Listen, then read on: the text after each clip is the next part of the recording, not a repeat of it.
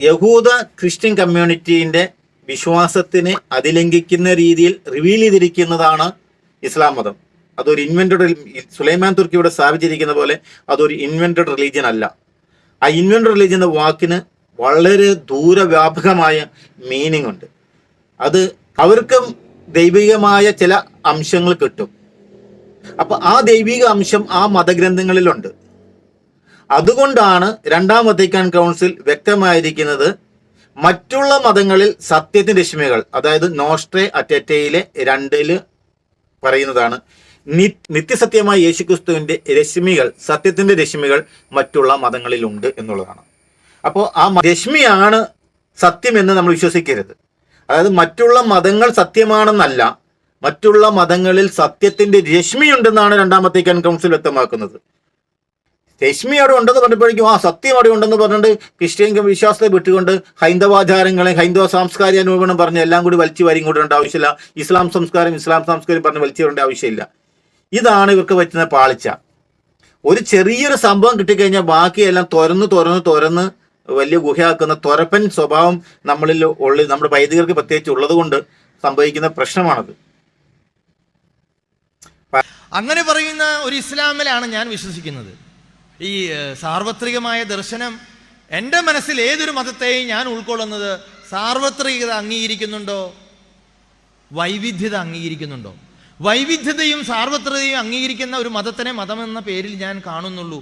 അത് ഞാൻ ഇസ്ലാമിൽ കാണുന്നത് കൊണ്ടാണ് ഞാൻ ഇസ്ലാമിനെ ആദരിക്കുന്നത്. 3 പ്രാവശ്യം അങ്ങനെ മൊഴി ചൊല്ലി കഴിഞ്ഞാൽ പിന്നെ നീ ജീവനാവശ്യം കൊടുക്കണ്ടെന്നാണ് എൻ്റെ അർത്ഥം. എൻ്റെ അച്ഛന്ന് കേട്ടപ്പോൾ എനിക്ക് തോന്നി, എൻ്റെ തമ്പുരാനെ ഇത് ക്രിസ്തു മതത്തിലേക്ക് ഏറ്റെടുക്കാവുന്നൊരു കാര്യമാണ്. ഇന്ന് ആൾക്കാർ കല്യാണം കഴിഞ്ഞ് നേരെ ഞാൻ ഫസ്റ്റ് നൈറ്റ് കഴിയുമ്പോഴേക്ക് തന്നെ ആൾക്കാർ പിരിഞ്ഞു പോവല്ലേ.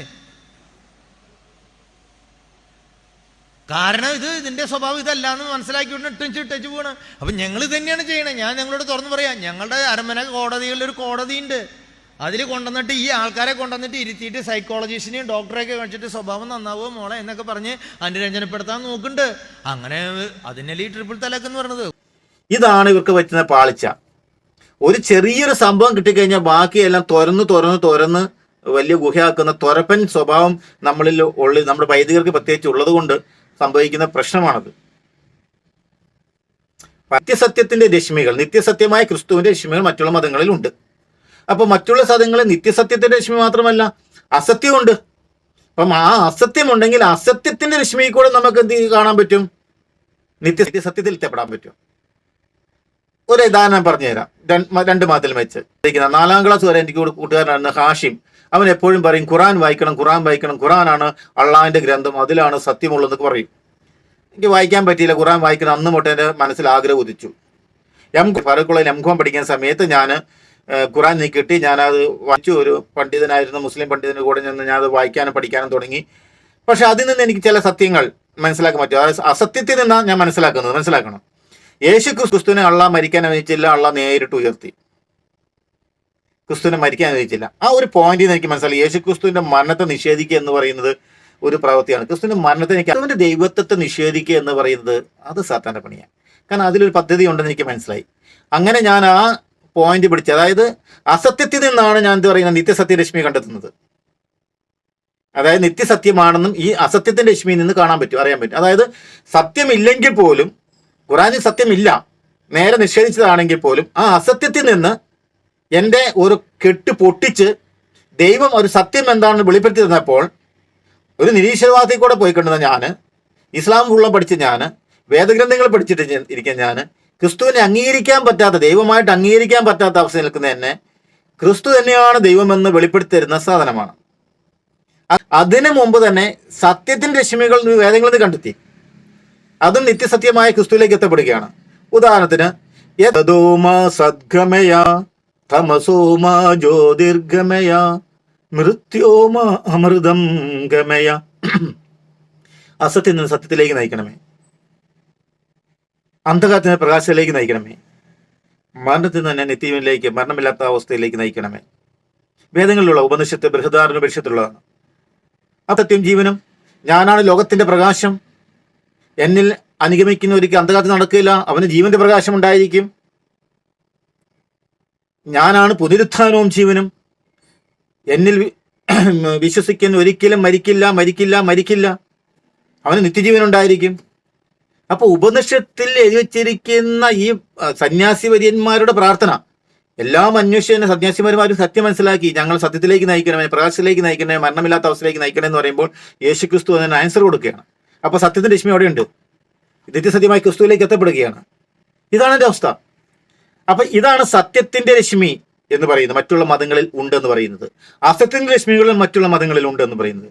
അപ്പൊ എനിക്ക് ക്രിസ്തുവിനെ അംഗീകരിക്കാനോ യേശുക്രിസ്തു ദൈവമാണെന്നോ അംഗീകരിക്കാൻ പറ്റാത്ത ഒരു തടസ്സമായി കിടന്ന ഒരു നിരീശ്വരവാദ ചിന്തയിൽ നിന്ന് എനിക്ക് മറ്റുള്ള മതങ്ങളുടെ സൗഹൃദവും സാഹോദര്യവും എല്ലാം വന്നപ്പോൾ മറ്റുള്ള മതങ്ങളിലേക്ക് കൂടി തേടി, മറ്റുള്ള മതങ്ങളും എനിക്ക് എല്ലാം ഒരുപോലെ, ഹൈന്ദവ മതം അത്, ക്രിസ്തു മതം അത്, ഇസ്ലാം മതമല്ല, ഒരുപോലെ ഞാൻ ചിന്തിച്ച് നടന്ന എന്നെ ദൈവം അതിലൂടെ നടത്തി പഠിപ്പിച്ച് 1993 സെപ്റ്റംബർ 13 ഒരു വലിയ ദൈവിക ഇടപെടലിലൂടെ എന്നെ തിരിച്ചറിയിക്കുക ചെയ്തത്.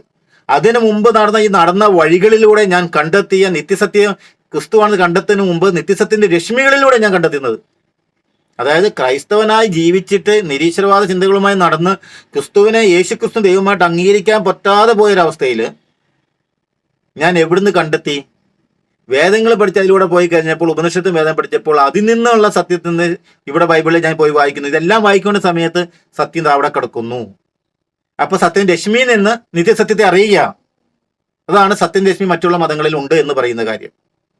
രണ്ടാമത് അസത്യം രശ്മികളുണ്ട്. അവിടെ നിത്യസത്യ രശ്മികളിൽ അസത്യം ഉണ്ടല്ലോ. അപ്പോൾ അസത്യത്തിന്റെ രശ്മി എന്താണ്? സൂചിക്കുന്ന യേശു ക്രിസ്തുവിനെ അള്ളാഹ് മരിക്കാൻ അനുവദിച്ചില്ല, പകരം യൂദാസ് കരയുന്നത്. യേശു ക്രിസ്തുവിനെ മരിച്ച സമയത്ത് കൂടെ നിന്ന് എല്ലാവരും, സ്വന്തം അമ്മയുണ്ട്, എല്ലാവരും ഉള്ള സമയത്ത് സ്വന്തം അമ്മയ്ക്ക് തിരിച്ചറിയാൻ പറ്റാത്ത, സ്വന്തം അമ്മയുടെ മടിയിൽ കിടന്ന് തിരിച്ചറിയാൻ പറ്റാത്ത, സ്വന്തം മനെ തിരിച്ചറിയാൻ പറ്റാതെ ഏതോ എവിടെയോ കിടന്ന ഒരു ജിബ്രീൽ മലക്ക് എന്ന് പറഞ്ഞുകൊണ്ട് 6-ാം നൂറ്റാണ്ടിൽ ഒരാൾക്ക് കുറച്ച് ദർശനം കൊടുത്തിട്ട് യേശു ക്രിസ്തുവിന്റെ മരണം നിഷേധിച്ച് കഴിയുമ്പോൾ കണ്ണും പൂട്ടി അത് വിശ്വസിക്കുന്ന പൊട്ടനാകാൻ എന്നെ കിട്ടത്തില്ല എന്നുള്ളത് കൊണ്ട് തന്നെയാണ് അത് തെറ്റാണെന്നുള്ള കാര്യം ഞാൻ മനസ്സിലാക്കുന്നത്. ചിന്തിക്കണം. മറ്റുള്ള തലത്തിലൊന്നും മനസ്സിലാക്കി ചിന്തിക്കാൻ പോകേണ്ട ആവശ്യമില്ല. ഈ അന്ന് ജീവിച്ച ചരിത്രത്തിലോ കൂടെ ഉണ്ടായിരുന്ന ആൾക്കാർക്കോ ഈ സ്വന്തം അമ്മയ്ക്കും ശിഷ്യന്മാർക്കും ഒക്കെ അറിയാത്തതാണോ? ആ കൊന്ന പടയാളികൾക്ക് അറിയാത്തതാണോ? ഇവർക്കൊക്കെ പൊട്ടന്മാരായിരുന്നോ? ഒരാളെ മാള് മാറിക്കൊണ്ട് കുശി തറച്ചു എന്ന് പറയാൻ മാത്രം വിഡ്ഢിത്തം പറയുന്ന ഒരു സാധനം, ഒരു ജിബ്രീൽ മലക്ക് എന്ന് പറഞ്ഞ് എഴുത്തുമായനെ അറിയാത്ത ഒരാൾക്ക് കൊണ്ടുപോയി ഒരു ദർശനത്തിലൂടെ കൊണ്ടുപോയി കൊടുക്കുകയും അതനുസരിച്ച് വിശ്വസിക്കുകയും ചെയ്യുന്ന മൂഢന്മാരായി മാറിയ ഒരു സമൂഹത്തെയുമായിട്ടാണ് നമ്മൾ രമ്യതപ്പെടുന്നതെന്ന് പറഞ്ഞാൽ എന്തൊരു ദയനീയമായ അവസ്ഥയാണത്. അപ്പൊ തന്നെ നുണയെന്ന് മനസ്സിലായി. അപ്പൊ എന്താണ്? അസത്യമാണ്. ആ അസത്യത്തിൽ നിന്നാണ് ഞാൻ മനസ്സിലാക്കുന്നത് സത്യം ഇതാണ്. കോമൺ സെൻസ് മാത്രം മതി ഇതിന്, അതിനേക്കാൾ കൂടുതൽ ഒന്നും വേണ്ട. സാമാന്യ ബുദ്ധി മതി. ആ സാമാന്യ ബുദ്ധിയിൽ നിന്ന് യേശു ക്രിസ്തുവിനെ കുരിശിൽ മരിച്ചു, അത് നിഷേധിക്കുന്ന സാത്താനാണെന്നും അത് സാത്താന്റെ വചനമാണെന്ന് മനസ്സിലാക്കാൻ വേണ്ടി കൂടുതൽ വേണ്ട, അത് റിവീൽഡ് ആണെന്ന് മനസ്സിലാക്കാൻ വേണ്ടി കൂടുതൽ എക്സ്പ്ലനേഷൻ വേണ്ട, അത് സത്യം തന്നെ യേശു ക്രിസ്തുവാണെന്ന് മനസ്സിലാക്കാൻ അത് മാത്രം മതി. അന്നാണ് സെപ്റ്റംബർ 13, 1993. അന്ന് അത്ഭുതകരമായി എൻ്റെ ജീവിതത്തിൽ ഈസാവിലെ ആദ്യ ശ്ലോകമാണ്, ഈശാവാസ്യം ഇതം സർവം യത്കിഞ്ച ജഗത്തും ജഗത്, സർവ്യാഭ്യ ദൈവയുടെ എല്ലാം നിറഞ്ഞിരിക്കുന്നു എന്ന് പറയുന്ന ആ വചനം. അതനുസരിച്ച് അങ്ങനെയാണ് ഞാൻ വീടിന്റെ ടെറസിന് മുകളിൽ നിന്ന് പ്രാർത്ഥിക്കും. വീടിന്റെ ടെറസിന് മുകളിൽ നിന്ന് പ്രാർത്ഥിക്കുമ്പോൾ എൻ്റെ ജീവിതത്തിൽ ദൈവം ഇടപെടണം. അങ്ങനെയാണ് യേശുക്രിസ്തു ദൈവമാണെങ്കിൽ എൻ്റെ മുന്നിൽ വരണം, എനിക്ക് അത്ഭുതകരമായ ഇടപെടലുണ്ടാകണം. ഞാൻ ഈ നിരീശ്വരവാദിയെ പോയി കണക്കുന്നതുകൊണ്ട് എൻ്റെ കസിൻസ് ഇവരൊക്കെ എനിക്ക് വേണ്ടി പ്രാർത്ഥിക്കുന്നുണ്ട്. ജീസസ് യൂത്ത് ഇവർ പ്രാർത്ഥിക്കുന്നുണ്ടായിരുന്നു.